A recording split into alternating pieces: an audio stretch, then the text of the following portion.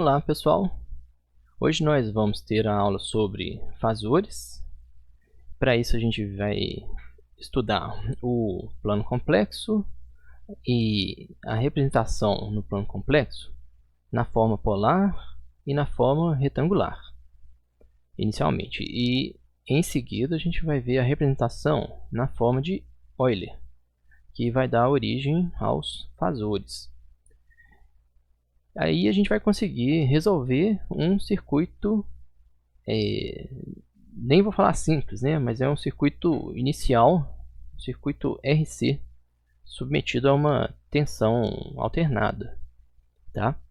É um circuito com dois elementos e, né, eu não vou falar que é simples, porque a gente conseguir resolver um circuito através dessas técnicas é um negócio muito interessante, tá? O tema é complexo, então, fazendo um trocadilho, né? A gente plano complexo com tema complexo, mas a gente precisa dedicar mais um pouquinho a mais, porque realmente tem muita informação. Então, infelizmente, não tem como fugir disso. Segue. Vamos para a aula então. Vamos lá então. Bom, pessoal, então nós vamos dar andamento ao nosso estudo, né? Nós estudamos senoides e agora nós vamos estudar os fasores. De onde que vem essa ideia dos fasores? Vamos voltar então no nosso círculo trigonométrico. Então a gente tem aqui um círculo trigonométrico, tá? De raio A, que seria a amplitude, né, da nossa senoide, ou valor de pico da nossa senoide. E aqui a gente observa a descrição de um cateto aqui na horizontal e o cateto aqui na vertical, ou também a projeção desse vetor, tá? Porque esse ponto girando no círculo, ele pode ser considerado também esse ponto parado aqui, é uma foto aqui, né? Pode ser considerado um vetor, tá? Então, qual que seria a descrição dele nesse plano, tá? Então, aqui já está até adiantado, né? A gente teria um eixo horizontal e um eixo vertical, que, pelo que vocês estão vendo, né, é o plano complexo, tá? Bom, mas o plano complexo, ele tem várias formas de descrever esse ponto aqui, ó, que também é considerado um vetor, tá? Então, esse ponto, ele tem descrição em coordenadas retangulares, tá? Ou em coordenadas polares. As coordenadas retangulares, vocês podem estar mais acostumados dessa maneira aqui, ó. Você coloca o valor na horizontal e o valor na vertical, tá? Então aqui a gente tem coordenadas retangulares. E a gente também pode descrever esse ponto em coordenadas polares, que a gente descreve a amplitude desse vetor, né, o tamanho desse vetor, e um ângulo x. Lembrando aqui, ó, x é um ângulo θ mais um ângulo φ, tá? E esse ângulo θ é o ômega-t, que é variável. Ele varia com o tempo, tá? E esse φ φ aqui, ó, é um valor fixo. Tá? Então, à medida que o tempo passa, o x aumenta. Então, a gente consegue descrever o movimento desse vetor nesse círculo aqui. Tá? Lembrando que a projeção desse vetor no eixo horizontal é A vezes o cosseno do ângulo. Tá? Lembrando, né, a definição de cosseno é cateto adjacente sobre a hipotenusa. E a altura, né, o cateto vertical aqui, ó, é a projeção desse vetor aqui, que é A seno de x. Depende da definição de seno, né, que é cateto oposto sobre a hipotenusa. Bom, e muito importante aqui, ó, esse ponto tem uma velocidade, que é ômega vezes a amplitude, ou raio. Tá? Então, ó, dito isso, vamos ver aqui, ó, como que a gente descreve o ponto P no plano complexo. Então, o plano complexo nada mais é que um sistema de coordenadas que o eixo horizontal é chamado de eixo real e o eixo vertical é chamado de eixo imaginário. Tá? Por quê? Nós, nessa disciplina, vamos trabalhar com números complexos. Então, números complexos, eles podem ser vistos como pontos em um plano complexo. Tá? Então, a gente vai usar números complexos porque eles têm algumas propriedades que facilitam na hora do cálculo, como a gente vai ver mais à frente. Então, o plano complexo é aquele plano que tem a coordenada real, real aqui, né? E a coordenada imaginária. Tá? Nós vimos que as coordenadas polares consistem numa amplitude e um ângulo. Isso aqui é um símbolo de ângulo, para falar que o que vem depois é um ângulo. Tá? E o x é um valor composto de θ e φ. Então, a gente tem aqui, ó, que o comprimento daquele vetor é constante e o valor de x varia com o tempo. Tá? Algumas relações aqui são importantes. Como obter x e a partir do valor dos catetos. Porque normalmente a gente recebe alguma informação falando, ó, aquele ponto está na posição 5,4, ou então 5 mais J4.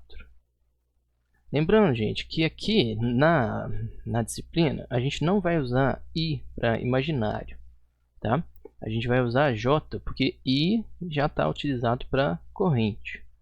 Então, em elétrica, circuitos elétricos, a gente usa J no lugar de I, para representar uma grandeza no eixo imaginário, tá bom? Bom, então a gente recebe alguma informação nesse ponto, né, que seriam 5 unidades no eixo real, 4 unidades no eixo imaginário. Como é que a gente obtém o valor do ângulo e o valor da amplitude da hipotenusa, né? É só utilizar, né, as relações do triângulo quadrado, retângulo, né? Então a gente teria, né, o equivalente a um triângulo de 5 na base, 4 na altura E aí a gente acha a amplitude através do Teorema de Pitágoras e o ângulo através da definição de tangente. Tangente é cateto oposto sobre cateto adjacente, tá? Se a tangente é isso, o ângulo ou o arco que dá origem a essa tangente é dado por isso aqui, tá? Então, na calculadora de vocês vão encontrar provavelmente essa função aqui, ó, tangente menos 1. Seria o inverso da tangente. O que é o inverso da tangente? É achar o ângulo que deu origem àquela tangente. Tá? A tangente é essa. O arco que deu origem àquela tangente, arco tangente, é esse. Bom, e em coordenadas retangulares, nós temos a definição de coordenadas retangulares, né? A gente vai usar muito essa definição aqui, ó. O ponto P é igual a D mais JH, tá? Ou entre parênteses. Isso aqui é mais comum da gente ver dentro da calculadora, tá? O que a gente vai usar muito é nesse formato aqui. Aqui a obtenção de D e H a partir de X e A. E às vezes a gente tem outra informação, por exemplo, 7 ângulo 30 graus. Então, como é que eu obtenho X e A? Mesma coisa das relações de triângulo, né? A gente vem aqui, sabe que a hipotenusa é 7, sabe que o ângulo é 30 graus, e aí faz as projeções. Aqui vai ser 7 cosseno 30, né? E aqui vai ser 7 seno 30. Então, essas relações são importantes para a gente começar nosso estudo da descrição do ponto no círculo trigonométrico dentro de um plano que a gente chama de plano complexo. Agora nós vamos ver outro tipo de representação, agora sim usando a potencialidade dos números complexos. Então vamos para a próxima página. Aqui a gente tem o mesmo círculo trigonométrico dentro do plano complexo. E agora a gente tem a descrição desse ponto na forma de Euler, tá? Euler é como se pronuncia isso aqui, tá? Escreve Euler e pronuncia Euler. Então, temos aquela fórmula anterior, que é a forma retangular. O ponto P é igual a H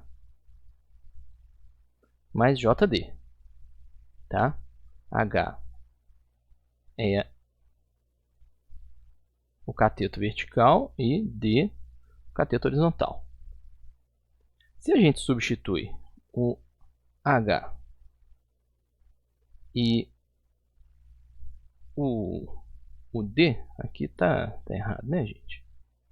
Aqui, ó, é D mais JH. Então, se a gente substituir a parte horizontal mais a parte vertical, aqui, ó, A cosseno X e A seno X, a gente chega nisso aqui, ó, manipulando, né? P igual a cosseno X mais J seno X, que é chamado de fórmula de Euler, tá? O que é a fórmula de Euler? Cosseno de X mais J seno X é igual a número E, o número de Euler, elevado a J, número complexo, X. E vou pedir para vocês tomarem cuidado para não confundir com o E que a gente usa para expoente de 10, tá? dá para não dá para confundir se a gente souber que esse número de Euler sempre vai vir seguido de um J e alguma coisa, tá? E sempre na potência aqui, tá bom? Só uma observação, né? Essa fórmula de Euler, ela eu até coloquei em outra transparência aqui. Essa fórmula de Euler, ela foi obtida, ela pode ser obtida, né? Através de um tema muito interessante, que não é o objetivo da nossa aula, né? Mas pode ser demonstrado, tá? Existe uma área do conhecimento na matemática que chama séries, tá? Séries matemáticas. A gente consegue obter muitas funções através de séries de soma e subtração e potência dos números. Por exemplo, como é que vocês acham que o cosseno é calculado na calculadora? Né? Poderia ser uma tabelado, mas normalmente são utilizadas séries que pegam o número que você pediu para calcular e jogam na série aqui, ó. Por exemplo, cosseno de π radianos, tá? Aí vem aqui, ó, 1 menos π ao quadrado sobre 2 fatorial mais π elevado a quarta sobre 4 fatorial e por aí vai. E se a gente fizer muitos elementos da série, a gente chega num valor bem próximo de cosseno de x. Seno de x é a mesma coisa, tá? Através de operações simples, a gente consegue chegar no valor de seno. Bom, dadas essas duas séries, se a gente pegar essas duas séries, né, e somar as duas, só que na série seno a gente vai multiplicar tudo aqui, ó, por i, né? Vai pegar o i aqui, ó, e vai multiplicar. Então vai ter um i aqui, ó, i seno de x. Tá? Então a gente vai pegar tudo isso aqui, ó, e multiplicar por i vezes i. Tá? Então a gente tem aqui, ó, 1 mais i vezes x menos x ao quadrado sobre 2 fatorial menos i x ao cubo sobre 3 fatorial e por aí vai. Tá? E isso daqui dá exatamente a série correspondente a e elevado a i vezes x, que é o imaginário, né? Ou, no caso a gente está usando o j. Tá? Isso é só uma demonstração. Os matemáticos descobriram as séries para cosseno, para seno e para exponencial. E viram que dá para relacionar as duas. Tá? Mais informações sobre isso vocês podem procurar na internet, procurando isso aqui, ó, fórmula de Euler. Tá? Fórmula de Euler. Tem muito material disponível. Essa é só uma das demonstrações possíveis. Então, voltando lá, a gente observa que essa descrição do ponto P, ela coincide com a fórmula de Euler. Tá? Qual que seria a vantagem disso? Primeira vantagem é que a gente tem uma forma mais compacta de representar. Tá? Então, a gente pega a amplitude e o ângulo e joga aqui, ó. Se a gente resolve essa equação, já cai direto na forma retangular. Tá? O que seria resolver a equação? Substituir esse e elevado a jx por cosseno x mais j seno x. Tá? E aí a gente já passa dessa forma direto para a forma retangular. Tá? Vejam que essa fórmula aqui, ó, ela é bem parecida com a forma polar. Tá vendo? É amplitude, amplitude, x e x. Só esse E elevado a J no meio aqui que é a diferença, tá? Então, aqui praticamente a gente já converte direto para polar. Para converter para retangular é só resolver a fórmula de Euler. Bom, mas vejam aqui, ó, aqui a gente começa a ver a vantagem disso. Substituindo o x na equação da fórmula de Euler, da representação de Euler, né? A gente vê que esse x aqui, ó, vira um ômega t mais φ, tá? E uma das propriedades da função exponencial é que uma soma de expoentes significa uma multiplicação de funções aqui, ó, com os expoentes. Então, a gente começa a conseguir separar o termo do tempo, tá? Para quê? Porque a gente vai conseguir aqui, ó, deixa eu colocar aqui, ó, isso, um pouquinho mais para cá. A gente vai conseguir manipular essa equação e cancelar esse termo aqui, ó. Tá? Então, para a gente fazer as contas, a gente vai fazer as contas só com a amplitude e o ângulo φ, o ângulo de fase, que é fixo. Bom, então, o que nós temos mais? Aqui, ó, vamos fazer aqui a demonstração, né, que eu tinha passado para vocês. E agora o desenvolvimento dessa. Então, deixa eu dar um zoom aqui, ó. Um zoom. Deixa eu dar um zoom. Pronto. Aqui. Pronto. Agora nós vamos entender essa função aqui, fazer o desenvolvimento dela ao longo do tempo, tá? Então, ó, aqui a gente consegue observar que esse ponto P no tempo t igual a 0, ele some o termo referente ao tempo. Por quê? Lembrando aqui, ó, que essa função P igual a vezes E elevado a jx é igual a elevado a j, a vezes E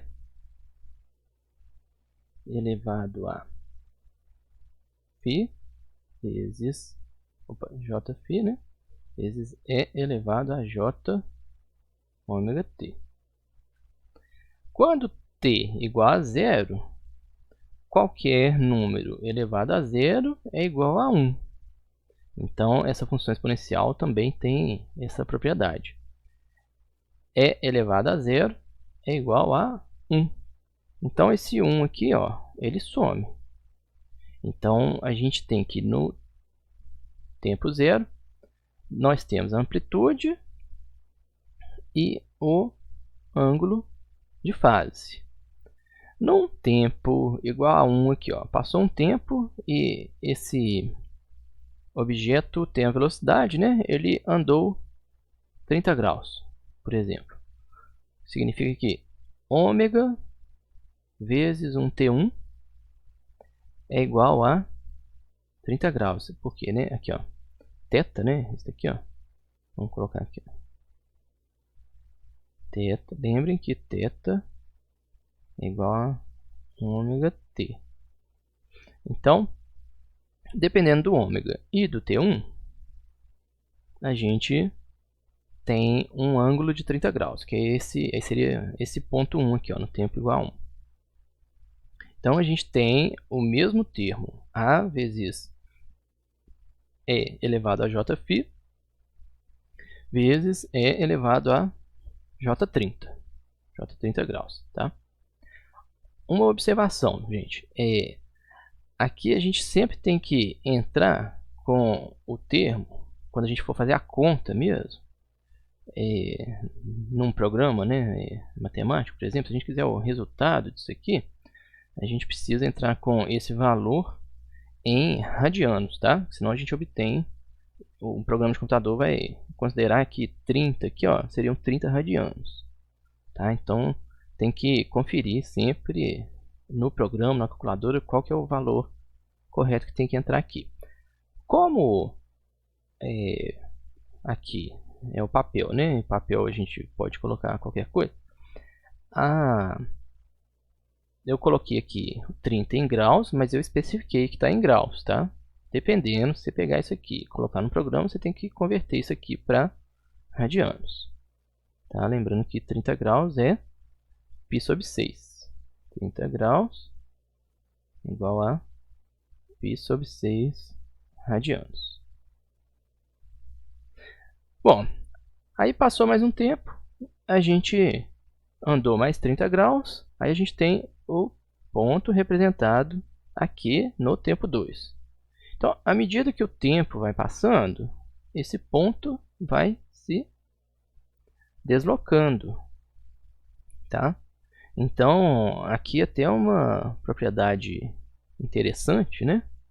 Que aqui a gente tem a multiplicação de um ponto fixo, tá? Que aqui, ó, esse aqui poderia ser considerado um ponto fixo, tá? Porque não tem tempo aqui. Se a gente multiplicar esse ponto fixo por uma exponencial com determinado valor de ângulo, isso corresponde a deslocar esse ponto aqui no círculo um valor correspondente ao ângulo que a gente está usando aqui na função exponencial, tá? Então essa é uma característica que a gente vai usar muito. Por exemplo, se eu quisesse deslocar 90 graus,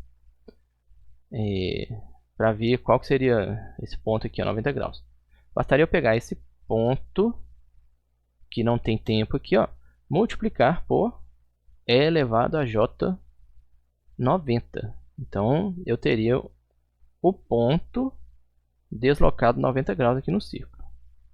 Ou, que a gente vai considerar, né, o vetor deslocado 90 graus. Tá? Então isso facilita também na hora de descobrir o valor do vetor com algum deslocamento de ângulo. E por que que isso vai facilitar para a gente?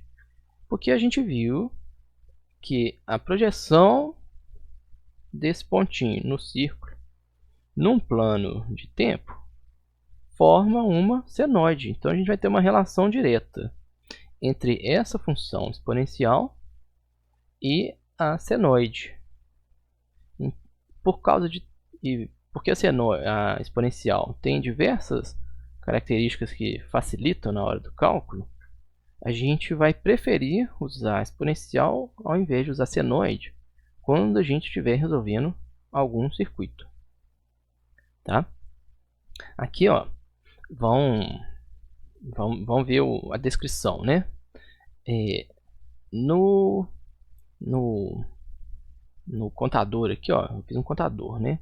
Que corresponde ao tempo também.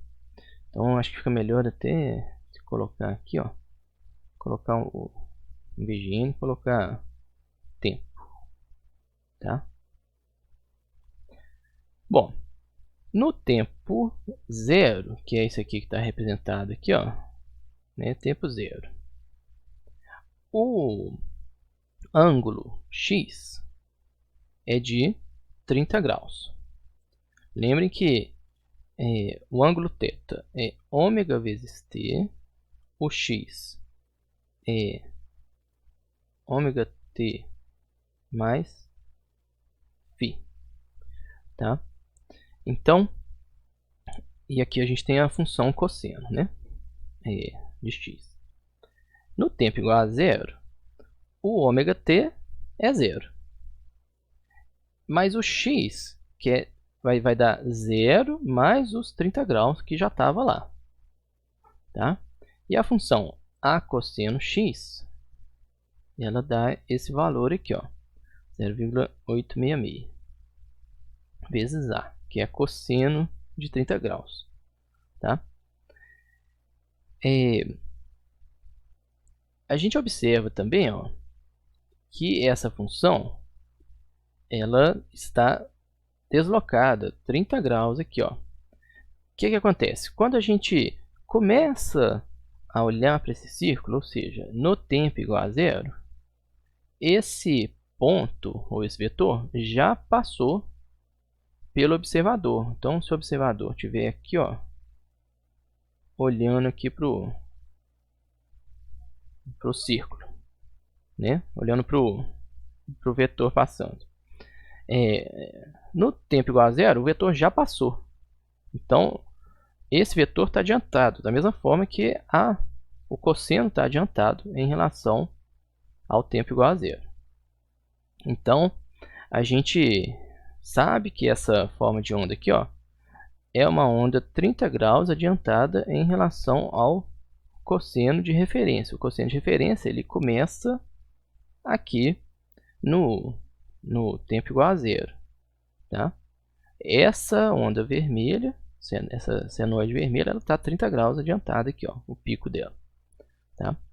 Então eu coloquei até aqui, ó, o tempo anterior, né? É um tempo menos 1, né? Que é um tempo antes da gente começar as nossas medidas, né? E coloquei até pontilhado aqui, ó. O ângulo θ seria menos 30 graus e o ângulo x, ó, o x, o que acontece? O x é o argumento do cosseno, né? 30 negativo de θ com 30 positivo de φ vai zerar o argumento e aí a gente tem o valor o valor máximo da função cosseno. Tá?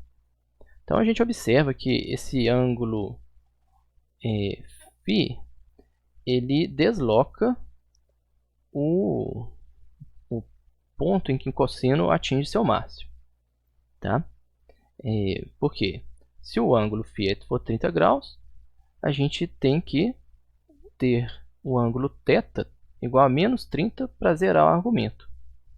Tá? Isso corresponde a deslocar a função senoidal para cá. Bom, e à medida que o tempo vai passando, no tempo 1, o nosso ômega-t, ou θ, é 30 graus. 30 mais 30 dá 60 no argumento. E aí a gente tem a construção aqui dessa forma de onda. Tá? Isso para todos os tempos. E a gente observa que aqui, ó, vamos colocar aqui, ó, todos aqui, ó. Tempo 0 tá aqui, né? Aí a gente tem essa projeção aqui. Tempo 1, a gente tem esta projeção aqui. Tempo 2, a gente tem o nosso vetor alinhado certinho com o eixo imaginário, então ele vai ter 0 de projeção. Aí a gente tem a senoide passando pelo 0, tá? Por quê? 60 de ômega-t mais 30 de φ dá 90 graus de argumento. Cosseno de 90 é 0, aí zera a nossa função. Então a gente observa a relação direta entre essa função exponencial e a senoide. E o que a gente vai chamar essa função, então? A gente chama essa função exponencial de fasor. Temos aqui, ó, essa função P igual a vezes E elevado a jφ vezes E elevado a j ômega t, ela é chamada de fasor, porque ela descreve justamente o movimento desse ponto no círculo trigonométrico e é correspondente a uma senoide. E esse que é a definição de fasor, tá? Fasor, a gente pode falar, é um vetor que gira, tá? Por quê?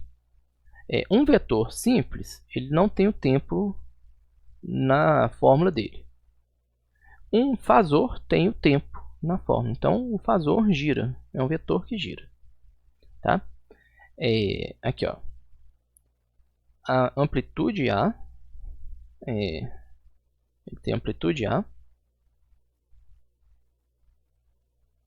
Ângulo inicial φ. No tempo igual a zero, né?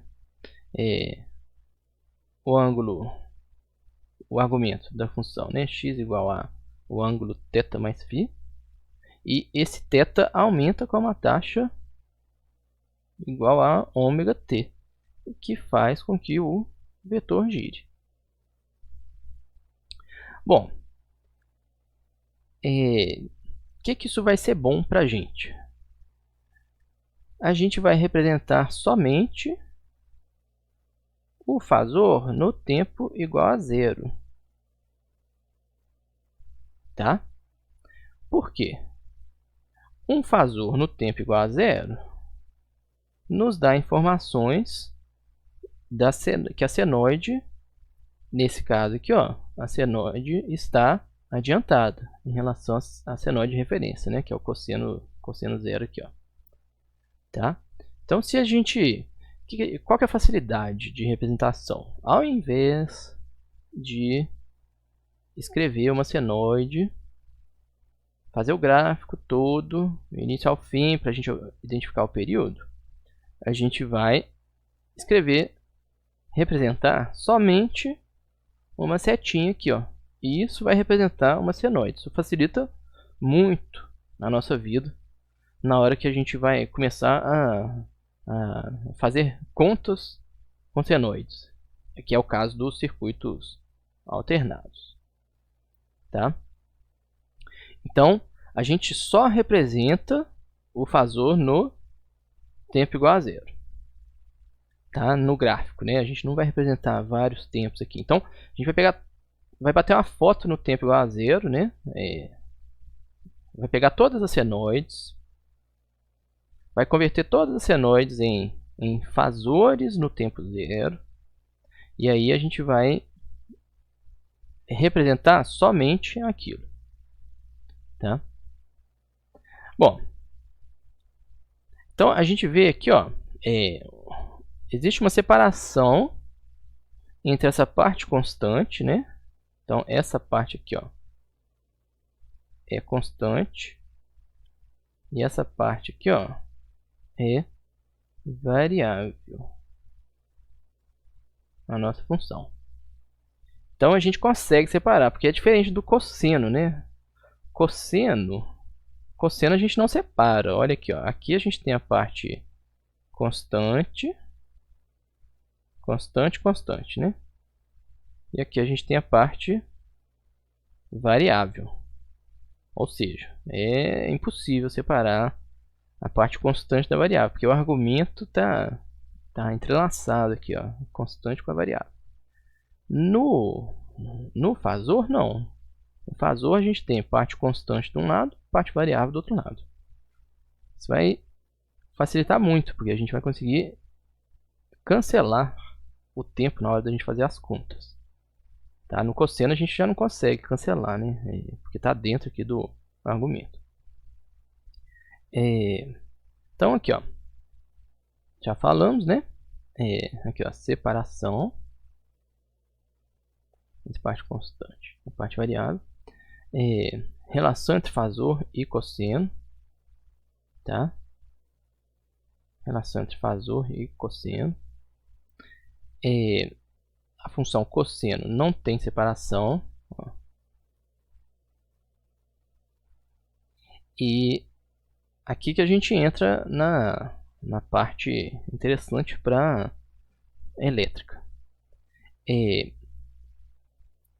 A relação entre tensão e corrente na elétrica. O que é a relação? É a divisão, né? V de T sobre I de T. Peraí.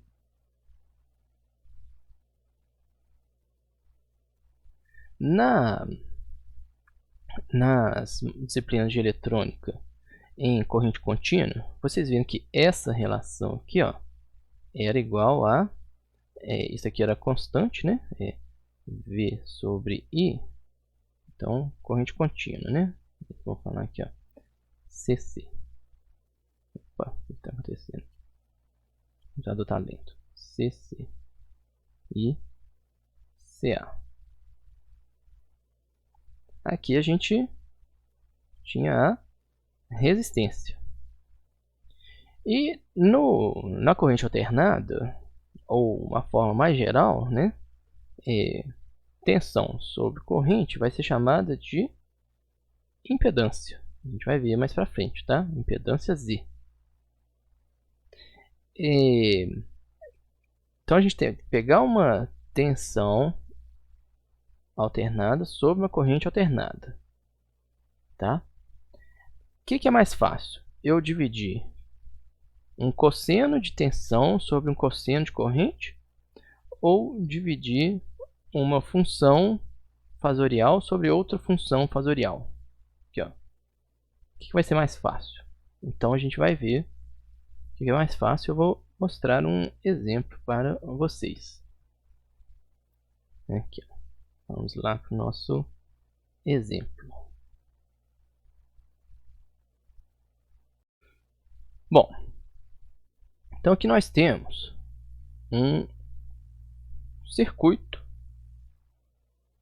de corrente alternada. A gente vai trabalhar muito com esse tipo de circuito, tá? Aqui uma fonte alternada senoidal de tensão eficaz igual a 127 volts RMS, né? Por isso que eu falei para vocês já de tensão eficaz. A frequência é 60 Hz e o ângulo de fase é de 0 graus, tá? Aqui nós temos um medidor de tensão dessa tensão, né, desse ponto em relação a esse. Então a gente vai obter a tensão senoidal. Aqui o medidor de corrente, que a gente tem um resistor de 1,1 ohms com a medição de tensão em cima dele e a medição de tensão em cima do capacitor. Então esse ponto em relação a esse é justamente a tensão do capacitor, tá? Então é um circuito muito comum de se ver por aí, tá? Como que a gente vai saber a impedância aqui, ó? Qual que será a... Vou colocar até de outra cor aqui, ó. A impedância, ó, se a gente cortar o circuito aqui, ó. Se a gente separar o circuito aqui, ó. Qual que é a impedância aqui, ó? Que essa fonte enxerga, tá? Então é aquela relação que a gente já tinha acabado de falar, ó. Aqui, ó, eu tenho um gráfico dessa medição, tá? Qual que vai ser o valor da medição aqui, ó? Então deixa eu tentar tirar um pouquinho do zoom aqui.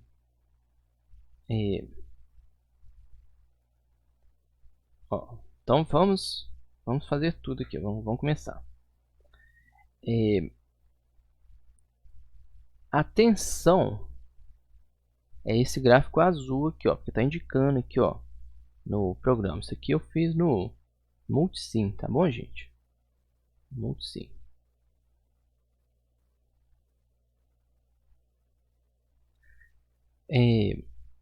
Eu coloquei esse circuitinho e pedi para rodar a análise. Seria semelhante a montar o circuito e colocar um osciloscópio, tá? Essa aqui seria a resposta.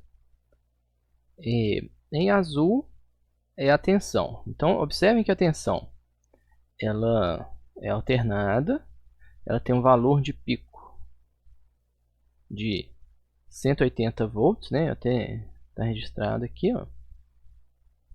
E temos também, ó, uma medição do período, tá? O que é período? Período vai ser a distância entre dois picos ou a distância na passagem pelo zero, tá? Então, aqui eu estou fazendo a passagem pelo pico e como é que eu vou medir esse período? Eu vou estender uma linha até o eixo do tempo e vou visualizar aqui, ó, fazer as divisões, né? Aqui não tem divisões. 1, 2, 3.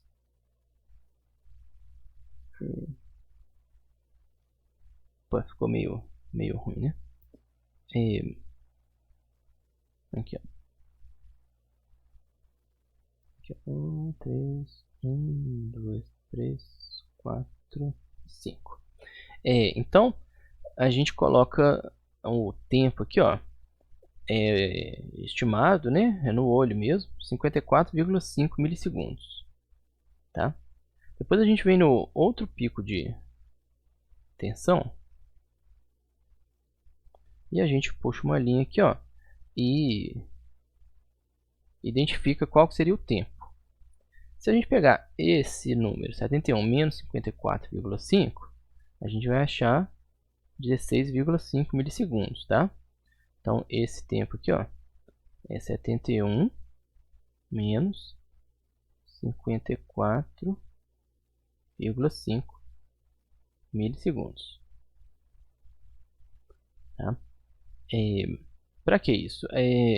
O primeiro passo com esse tempo seria identificar a frequência da forma de onda. Então, a partir do período, a gente calcula a frequência, que é 1 sobre período, 60,6 Hz.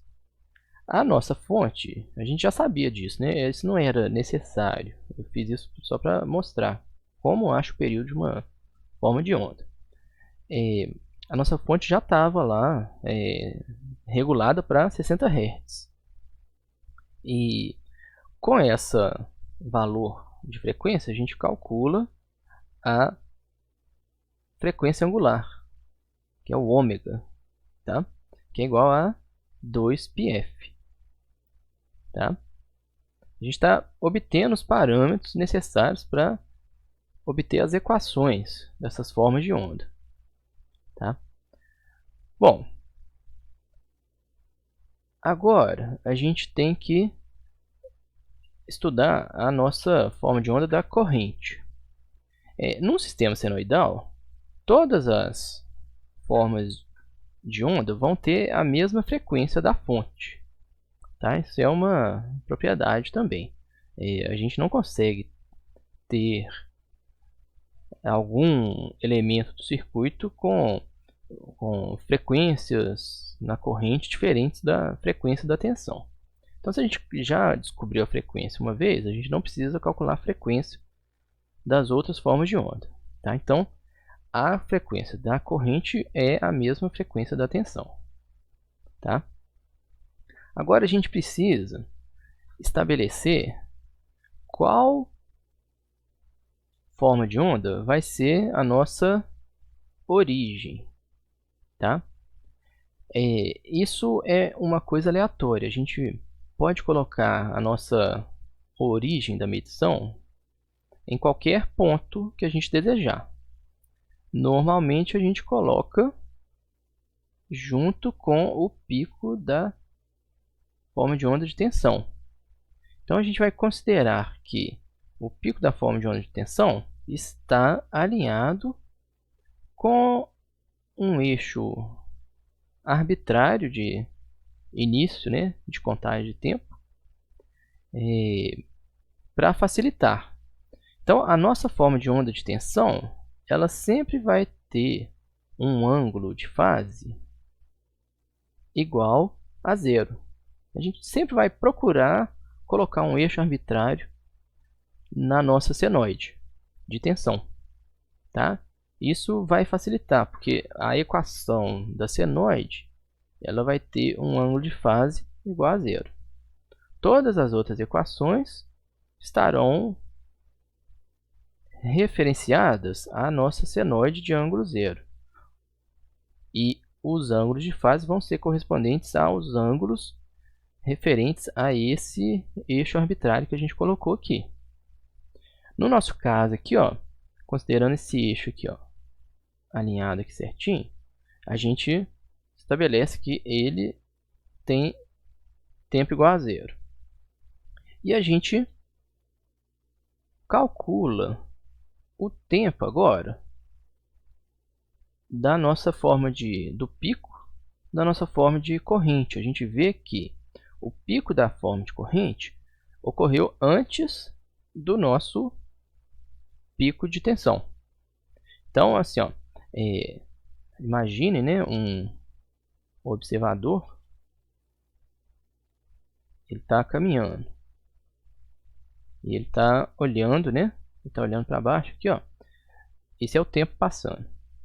Então, o nosso observador, ele enxerga o pico da corrente e depois ele enxerga o pico de tensão, tá? Então, o que acontece? Ele enxergou o pico de tensão antes, pico de corrente antes. Então, a corrente está adiantada, tá? Então, tá aqui, ó, adiantada em relação à nossa referência, tá?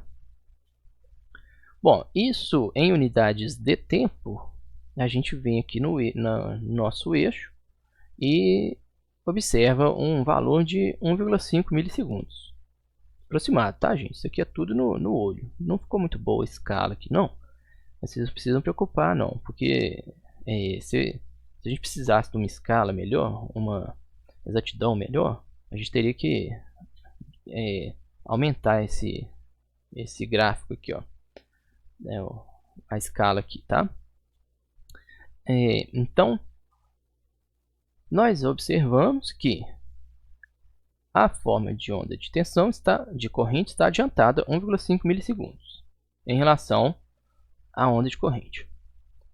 Uma outra observação aqui, gente, é que o período observado, né, se a gente estabelece aqui como nosso zero de referência, aqui a gente vai ter o tempo igual a 16,5 milissegundos, que é o zero mais o período, tá? Lembrem que um período sempre vai corresponder a 360 graus ou 2π radianos, tá? Então, a gente tem três formas de representar o eixo horizontal: no tempo, que já está representado aqui, em graus ou em radianos, tá? Isso significa que tempo e ângulo são relacionados, tá?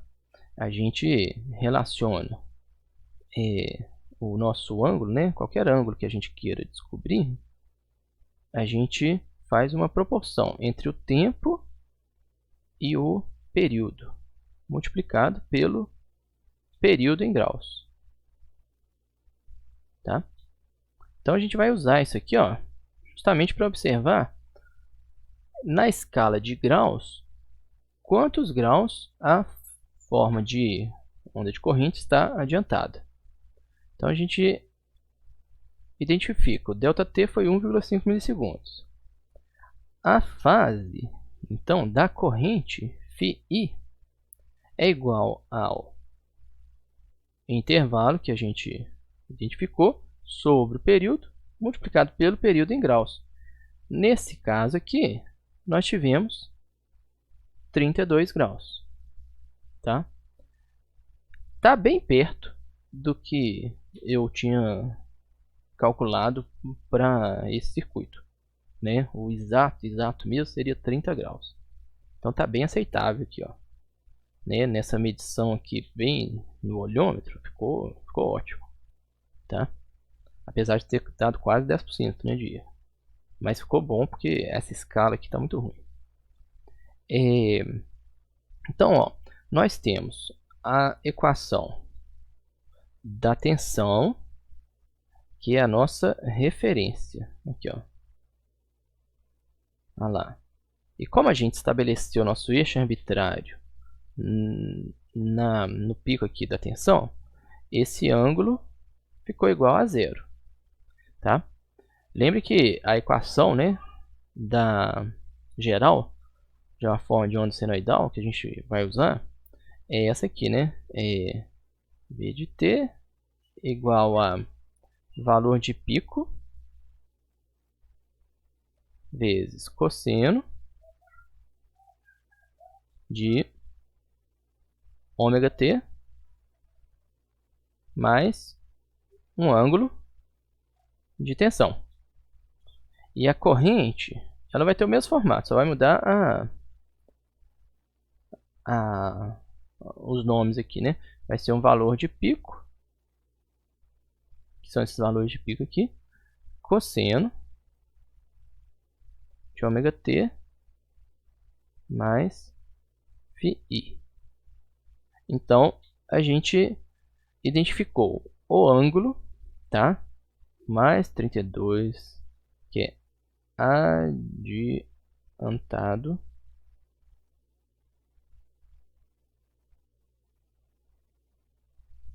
tá? O nosso ângulo da tensão é zero, porque a gente arbitrou o zero para ele, tá? E a corrente ficou adiantada em relação à nossa tensão. O valor de pico da corrente, 145 amperes, e o valor de pico da tensão, 180 volts. Então, vamos fazer agora o cálculo da impedância. Bom, então vamos tirar o zoom um pouco. Agora sim. Vamos fazer as contas aqui, ó. Bom, temos as duas equações. A equação de corrente, as duas descrições, né, da corrente e da tensão. Essa descrição aqui, no formato convencional, e lembrando que toda senoide vai ter uma relação com fasores através da amplitude e o ângulo de fase, ó, a gente escreve essas equações no formato fasorial. Então, qual que a gente faz aqui, ó? A gente pega o valor de pico e coloca aqui no valor de pico, tá? O ômega com ômega e o ângulo de fase com o ângulo de fase, tá? Lembrando aqui, ó, no formato fasorial, a equação ela tem esse formato geral aqui, ó, que a gente já viu, né? P igual a o valor da amplitude vezes E elevado a Jφ vezes E elevado a J ômega t. Então, todos esses elementos estão presentes na nossa descrição trigonométrica, tá? Então, é só puxar todos os elementos para escrever na forma fasorial. Aqui eu ainda não falei para vocês, mas a notação aqui, ó, sempre que a gente tiver um fasor, a gente vai colocar um chapeuzinho aqui em cima dele, tá? Pra gente, por motivos que eu vou explicar mais pela frente, tá? Então, ó, convertendo essas corrente de tensão da descrição trigonométrica para a descrição fasorial e pegando só a parte fixa, né? A parte fixa aqui, ó, ou a parte no tempo igual a zero.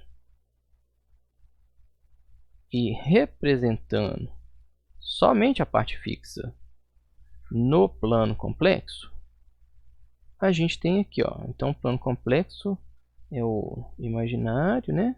E aqui é o eixo real, tá? Pegando só a parte fixa, ó, 180 vezes E elevado a J0, ou seja, um vetor de comprimento 180 e um ângulo igual a zero. Então a gente tem 180 de comprimento e ângulo igual a zero. Na corrente a gente tem 145 de comprimento e ângulo igual a 32. E o nosso x aqui, ó, no tempo igual a zero, ele vai ser 32. Tá? Então, na representação, no diagrama do plano complexo, a gente só representa o tempo igual a zero. Tá? Guardem isso. Isso é importante. Agora vamos fazer a divisão, para a gente obter impedância, né? Como que a gente faz a divisão? Aqui no formato trigonométrico. No formato trigonométrico, a gente vai pegar duas senoides e dividir elas. Então, a senoide da tensão, 180 cosseno de 377 mais isso aqui. E da corrente, 145 cosseno disso aqui. 377 mais 32. 180 sobre 145 a gente consegue resolver. Mas cosseno de uma coisa sobre cosseno de outra coisa, e sendo que é uma variável, não tem um número lá, como que a gente resolve? Tá? Não tem jeito de resolver. Então, daí que vem a parte interessante dos fazores. Dividir duas funções exponenciais iguais faz com que a gente consiga cancelar a parte do tempo aqui, ó. E aí a gente faça a divisão só na parte constante. Isso só é possível de ser feito usando funções exponenciais. Então, 180 sobre 145 fica 1,24. É elevado a J377T e é elevado a J377T. Cancelam. E aí a gente tem uma divisão de exponenciais.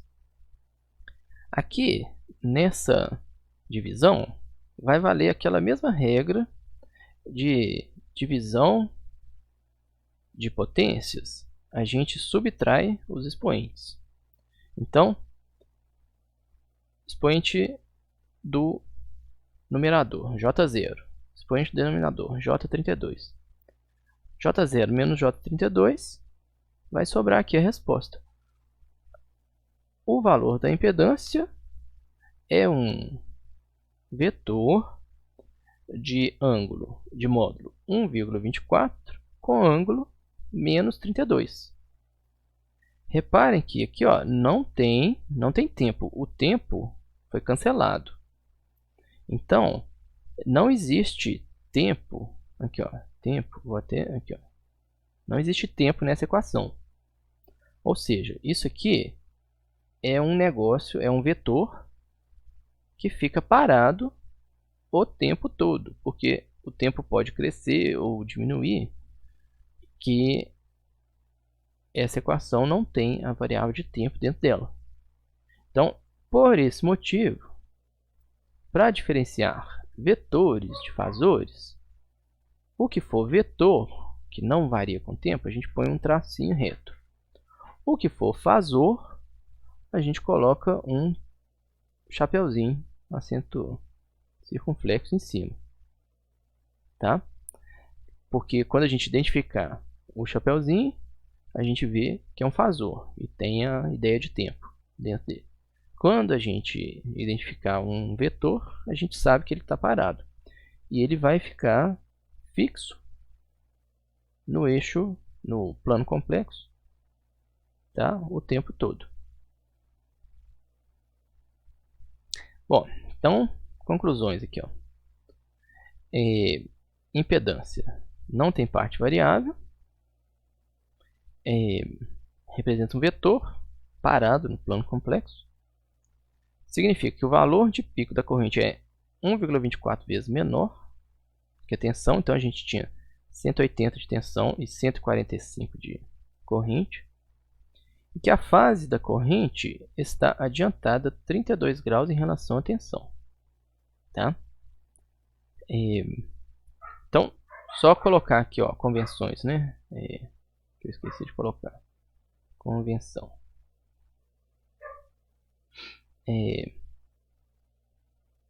Um ponto, um fasor, né, com chapéu. Esse aqui é o fasor. O computador está meio lento aqui, gente. Fasor. E um tracinho em cima vai ser a gente vai chamar de vetor. Tá? Bom, esse que é o significado dessa impedância aqui, ó. Tá? Que é a corrente, então, olha aqui, ó. Tudo aqui no tempo zero, né? Se a tensão tiver no tempo zero com ângulo zero, no tempo zero a corrente vai estar adiantada 32 graus, né? Porque esse número aqui, ó, menos 32, vai virar mais 32. E um fator de 1,24 na amplitude dos dois. Tá? Então, agora nós vamos ver aqui, ó. Agora eu quero saber a tensão nesse elemento aqui, ó. Como que eu observo? Então vamos achar a tensão. Próxima transparência aqui, ó.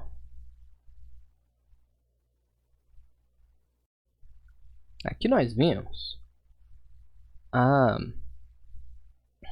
lei de Ohm, que vocês já conhecem dos estudos anteriores. Tá? Bom, a lei de Ohm fala isso aqui. Tensão no resistor é igual a resistência vezes a corrente. Aqui não tem muito mistério, não. Você pode pegar a senoide, a representação na forma trigonométrica e multiplicar pela resistência, que você já obtém a tensão na forma trigonométrica. Não precisaria de fasores aqui.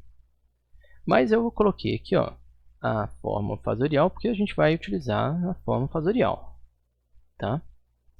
Mesmo não precisando aqui, tá?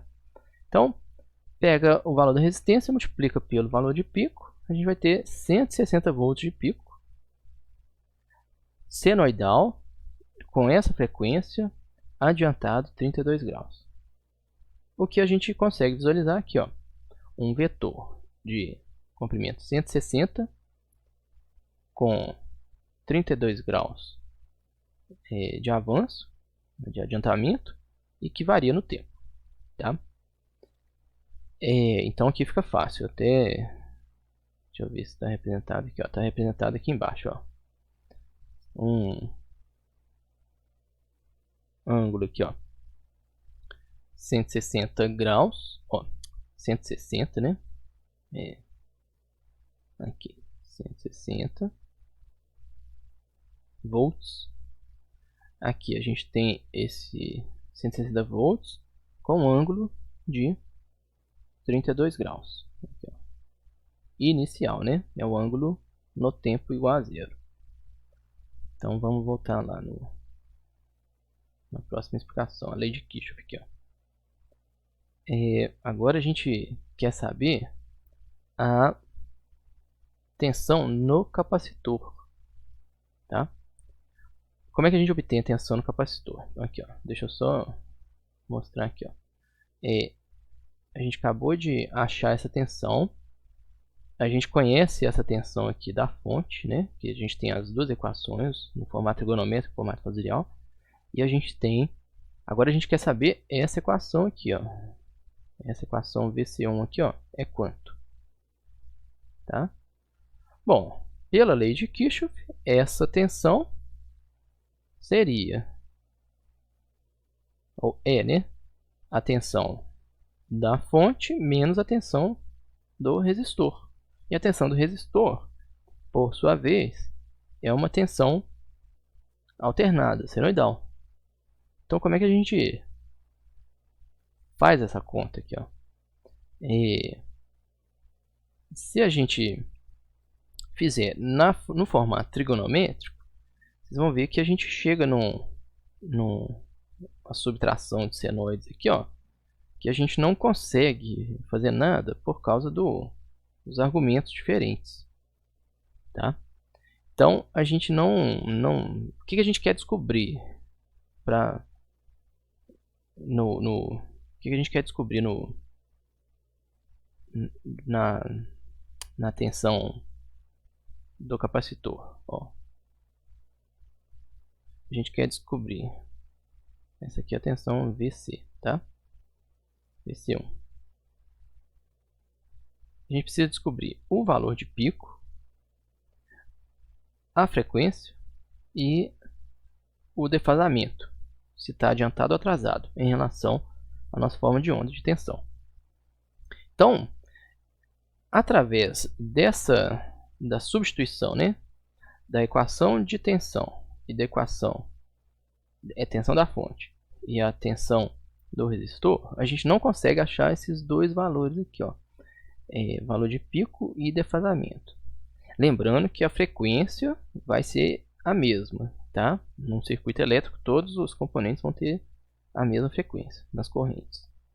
Tá? Então aqui a gente não consegue achar, ó, o valor de pico dessa equação é quanto e o ângulo de fase é quanto.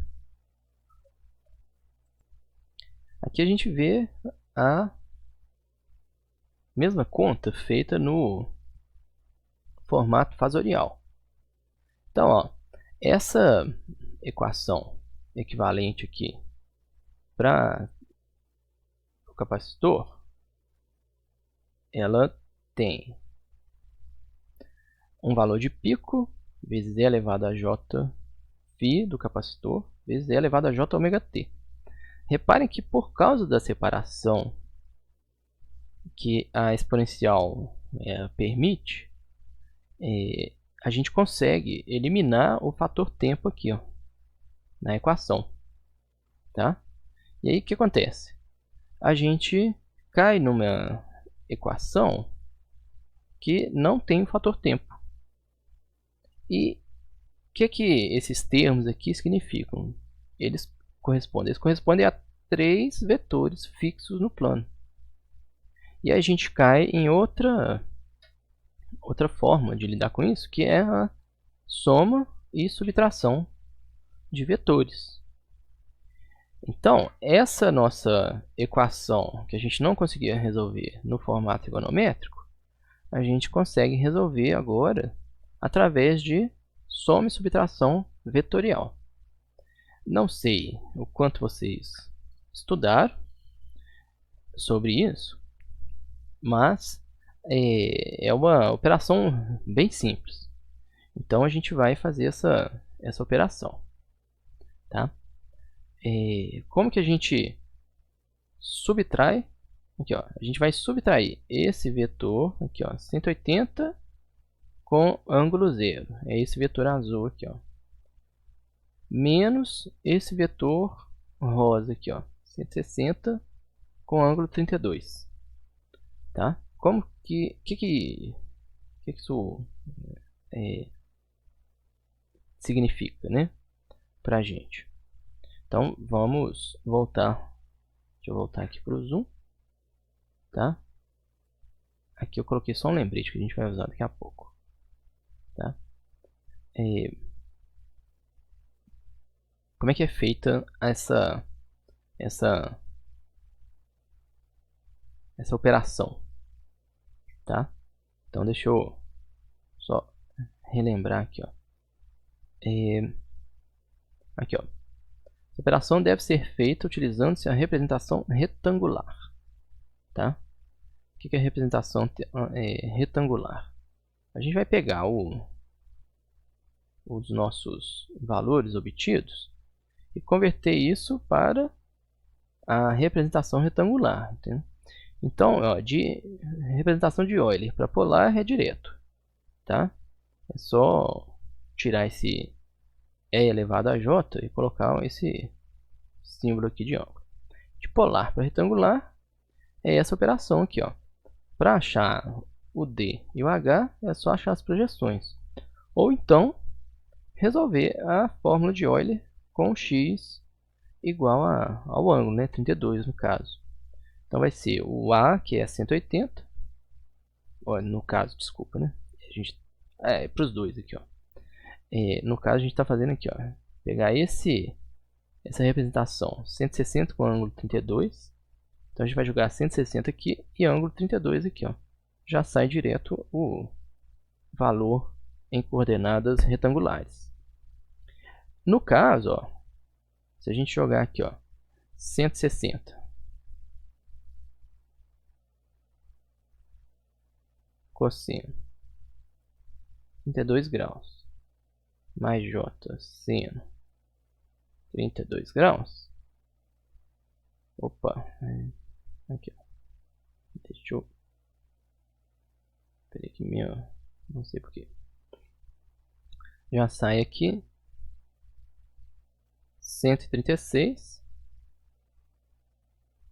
mais J 84,8. Então já vem aqui direto. Bom, então vamos ver o formato, essa operação. Como é que a gente faz essa operação? Tá aqui, ó. Deixa eu dar um zoom aqui.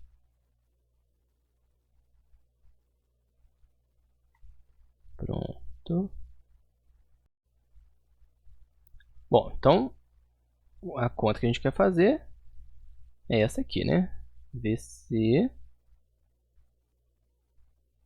igual a VS menos BR1. No formato fasorial, VC igual a VS chapéu menos BR1, né? Todos são fasores porque todos são equações que variam no tempo, tá? São senoides, tá? Representam senoides. Então todos são fasores aqui, ó. Aqui a gente tem uma senoide e aqui a gente tem outro senoide que a gente já calculou. Bom, então primeiro passo aqui, ó, é converter em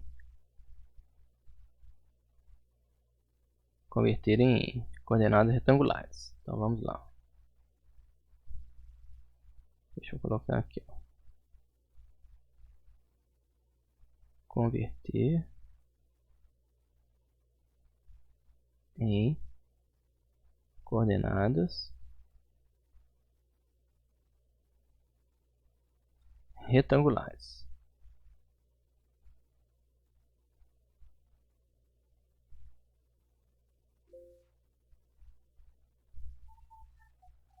Então a conversão é feita através da fórmula de Euler, tá? Conversão assim, ó. Forma exponencial, forma polar, fórmula de Euler e já tem o formato retangular aqui, ó. E 180 com ângulo zero é direto, é 180 só no eixo real. Agora a gente vai fazer a subtração. Então a gente vai obter o negativo.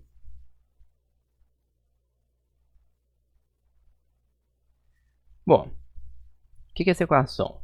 É tensão do capacitor é igual a tensão da fonte menos a tensão do resistor. Aqui, ó. Então, no tempo zero, né, seria isso aqui, ó. Então, no formato, na convenção de fasores, seria isso aqui, ó. VC1 igual a VS menos VR, tá? E esse VC1 aqui, ó, vai ser igual a VS mais o negativo de VR. Então, toda subtração vai virar uma soma, tá? Então, ó, qual que é o negativo de VR? Ó, negativo de VR é menos o VR. Então, o que é menos VR? Se VR tinha 160 de comprimento, o menos VR vai ter 160 negativo, tá? O ângulo é o mesmo. Só que 160 negativo, na representação no plano complexo, não tem necessidade. A gente utiliza, a gente transforma, né, esse 160 negativo num 160 positivo com um ângulo que pode ser, ó, o ângulo vai ser o 32 que a gente tinha mais 180, né? Então a gente tinha aqui, ó, deixa eu colocar aqui, ó, uma linha aqui, ó. Então a gente tinha esse ângulo 32 aqui, e aí a gente pega 32 mais 180 nesse sentido, ou menos 180 nesse sentido. E a gente escolhe aquele que encaixa dentro do valor limite de 180, né, para nossa representação. Então, 32 mais ou menos 180 é igual a 212, se vier por aqui, né? E 212 graus, ou menos 148, se vier nesse sentido. Então a gente escolhe aquele que for menor do que 180. Então a gente escolhe o menos 148, tá? Então a gente converte, a gente obtém, né, o negativo do VR1 e ainda faz a transformação para retangular, tá? Usando a fórmula de Euler aqui, ó. Vai dar menos 136 no eixo horizontal ou real e menos 84 no eixo imaginário, tá? Então temos aqui, ó. Bom, agora uma coisa importante aqui, ó. A gente vai fazer a transposição dos vetores. Aqui, ó. Transposição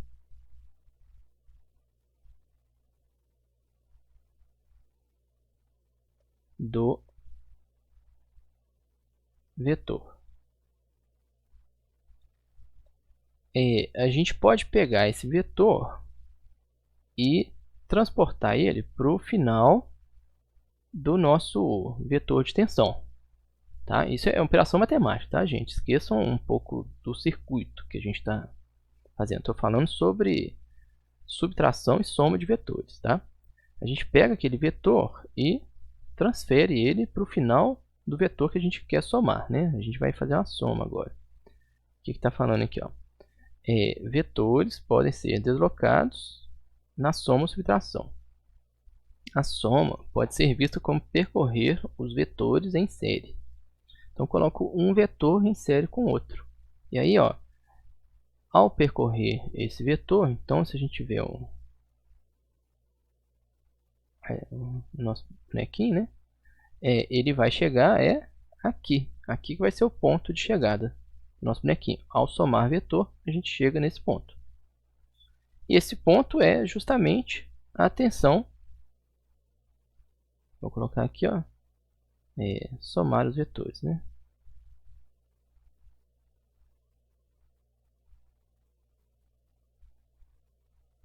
Então a gente chega justamente no ponto aqui, ó. Visualmente a gente vê que é um ângulo negativo na faixa dos 60 graus, tá? E ele vai ter aqui, ó, valor metade aqui da nossa tensão. Então, visualmente, a gente consegue achar o vetor correspondente à tensão do capacitor no tempo igual a zero. Isso daqui é justamente o nosso fasor. Então, a gente acha a tensão do componente de forma gráfica. Essa que é o grande poder da utilização de exponenciais. Então, ó, matematicamente, a gente tem isso aqui, né? O fasor no tempo igual a zero vai ser igual a uma soma de componentes retangulares que a gente já calculou. Então, para esse fasor da tensão Vs, a gente tem 180 mais J0. Aqui, ó, 180 mais J0. Mais esse valor, menos 136 mais J, menos J84. Então, a gente vai pegar real com real, complexo com complexo. Tá? 180 mais 136 negativo e J0 com menos J84. E a gente obtém aqui, ó, 180 menos 136, 44, 0 menos 84, menos J84. E isso a gente consegue também converter para polar, usando aquelas relações, né? X é o arco cuja tangente tem esse cateto oposto aqui, ó, de 84 negativo sobre 44 positivo. Daqui, ó, menos 1,09 radianos. Então vocês têm que ficar atentos na calculadora, o que ela vai entregar para vocês, tá? Converte para graus. O que é converter para graus? Pega isso aqui e divide por 1π radianos, que corresponde a 180 graus. Então é 180 dividido por 180, só que corresponde a 1, né? 180 sobre π em radianos dá menos 63 graus. E o comprimento desse vetor, 95,4. Então a gente consegue achar a nossa equação para tensão do capacitor, que eu não escrevi aqui, né? Vou escrever ela aqui, ó. VC, deixa eu escrever aqui no cantinho. Como é que a gente converte agora de volta?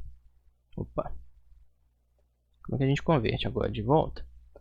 Do formato exponencial para o formato trigonométrico. Essa conversão aqui, ó. Formato trigonométrico vai ser VC de T, pega o valor de pico, né? Igual a 95,4 cosseno.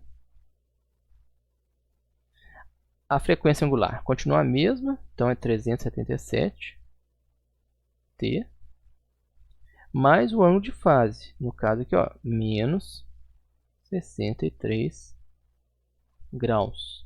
E isso aqui, ó, a gente consegue representar no gráfico de tempo. Então, vejam bem o caminho que a gente fez. A gente converteu todas as senoides em formato fasorial, fez a conta de forma vetorial e depois pegou o resultado e voltou para a senoide. Então, os fasores são usados como um facilitador do cálculo. É uma conta que a gente não conseguiria fazer utilizando somente representação trigonométrica. Então, a gente usa eles para conseguir resolver o valor. O próximo aqui, ó, é o resultado final, né? Que acontece na realidade lá dentro do circuito? Como é que as ondas se comportam? Aqui a gente tem a nossa forma de onda de tensão original. Eu vou dar um zoom maior aqui, né? aqui. Então nós temos nossa forma de onda de tensão, que a gente sempre teve, que a gente estabeleceu um zero arbitrário aqui. A gente tinha corrente também, em vermelho aqui, tá? Então foi dado. A gente viu que a tensão do resistor era simplesmente multiplicar a forma de onda de corrente por um fator de resistência, 1,1. Então a gente pegou, isso seria fácil de fazer na representação trigonométrica, né? É só pegar o cosseno e multiplicar pela resistência, 1,1. Então vocês observem que a tensão do resistor ela está na mesma fase da corrente, tá? E aí a gente converteu isso tudo para representação fasorial e fez a subtração da tensão menos tensão da fonte menos a tensão da resistência, dando essa tensão do capacitor aqui, ó, que a gente obteve um número, uma representação exponencial, fasorial, e aí a gente converte facilmente para representação trigonométrica, tá? Uma curiosidade que a gente vai ver bastante é que essa forma de onda do capacitor, ela está deslocada em relação à corrente de 90 graus. Aqui, ó, 32 negativo com 63 positivo. Aqui está dando 95 graus de distância de deslocamento entre corrente e tensão no capacitor. Mas isso aqui, ó, tá mais por conta do erro que a gente teve aqui nas nossas cálculos iniciais. O certo seria 90 graus. Então, a gente vai observar que a tensão do capacitor sempre estará deslocada 90 graus em relação à corrente. O que o pessoal sempre fala, a gente sempre ouviu falar, é que no capacitor a corrente está sempre 90 graus adiantada em relação ao capacitor, tá? Se a gente fixar nossa referência aqui no capacitor, a gente vê que a corrente está 90 graus adiantada, tá? Então isso vai ser uma característica bem importante de capacitores, esse deslocamento da tensão em relação à corrente que passa por ele. Lembrando, né, que a corrente, essa corrente vermelha aqui, ó, ela sai da fonte, ela passa pelo resistor. Então, corrente vezes resistência gera essa tensão. E essa mesma corrente passa pelo capacitor e gera essa tensão verde aqui, ó. Tá? É a mesma corrente, tá, gente? Que está circulando aqui. Tá? E está gerando essas tensões. Mas essa representação senoidal, vocês veem que é uma representação muito interessante, porque é isso que acontece mesmo, que se a gente medir a tensão lá, está acontecendo isso lá nesse circuito. Mas ela é meio difícil da gente... É muita informação num gráfico só. Tá? Fica difícil para a gente trabalhar, né? Nós, seres humanos, né? Se a gente faz a representação no diagrama, no plano complexo, né? Que a gente vai chamar isso de diagrama fasorial, olha como é que fica mais simples. Aqui a gente tem um diagrama representando a tensão, que tem um ângulo zero. Vamos ver se eu consigo colocar tudo junto aqui. A tensão tem um ângulo zero. Vamos ver aqui.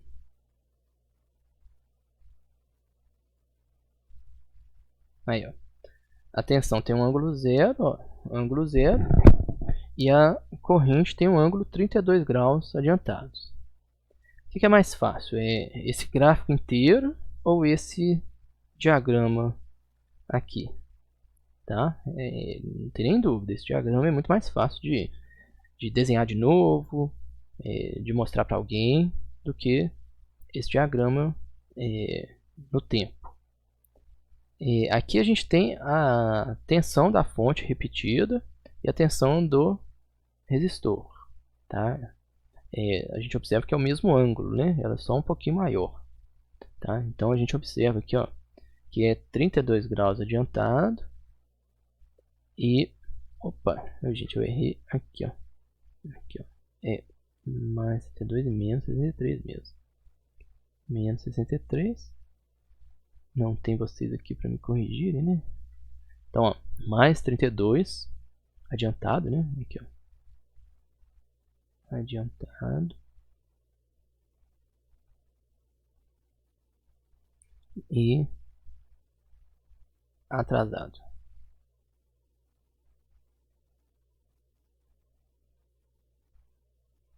Tá? Então a gente vê aqui a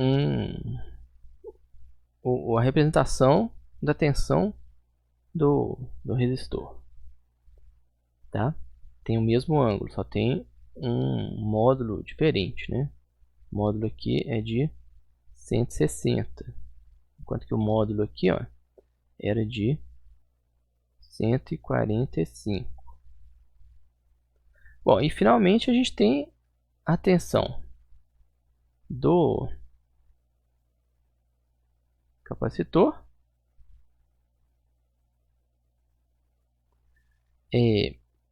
com um ângulo atrasado de 63 graus e o comprimento de 95,4. Então a gente poderia até representar todas as tensões num diagrama só, tá? Aqui seria um diagrama final aqui, ó. Vou só dar uma pausa e montar esse diagrama aqui, ó. Pera aí. Bom, então eu fiz aqui, ó, o diagrama final com todas as tensões, a tensão Vs e a tensão Vc1. Lembrando aqui que a corrente também estaria aqui, ó. Aqui seria a direção da corrente, né? A corrente IS. Tá? Aqui já está todo o formato,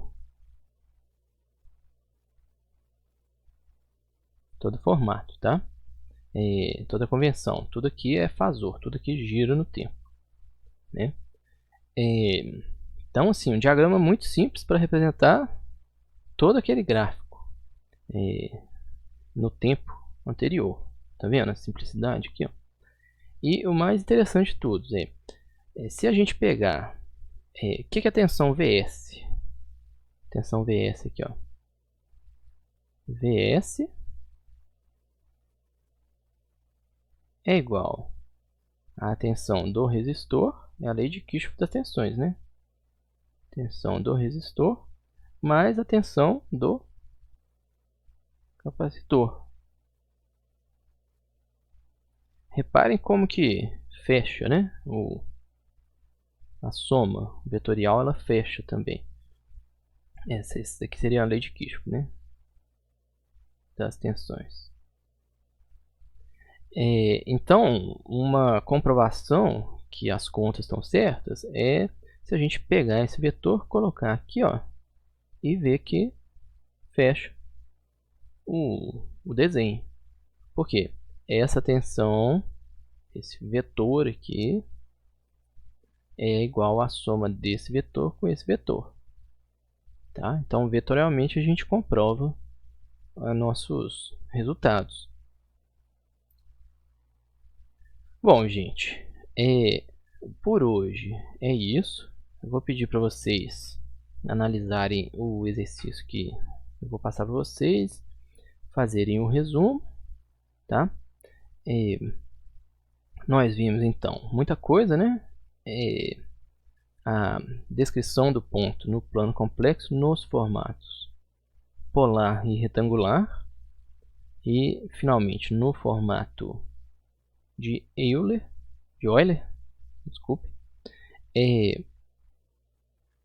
Aqui a gente viu só uma curiosidade, né, que é a forma de Euler, e a relação entre a forma de Euler, a representação, né, na forma de Euler, e os senoides, tá, que dão origem aos nossos fasores.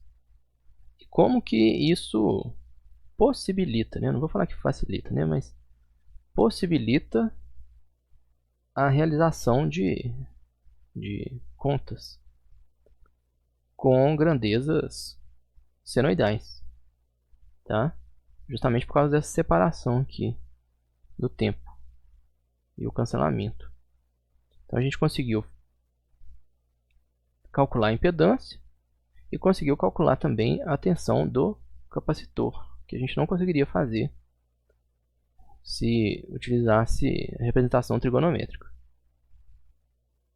E finalmente a representação no formato fasorial.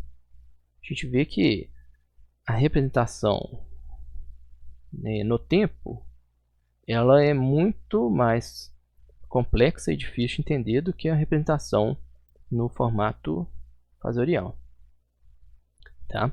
Então são essas vantagens da representação fasorial, tá bom? Então faça um resumo, né, as questões aqui também para vocês me perguntarem, e o resumo também que vocês conseguirem aqui. Bom, para vocês poderem estudar. Então vou enviar isso aqui para vocês e até a próxima aula. Abraço, tchau, tchau.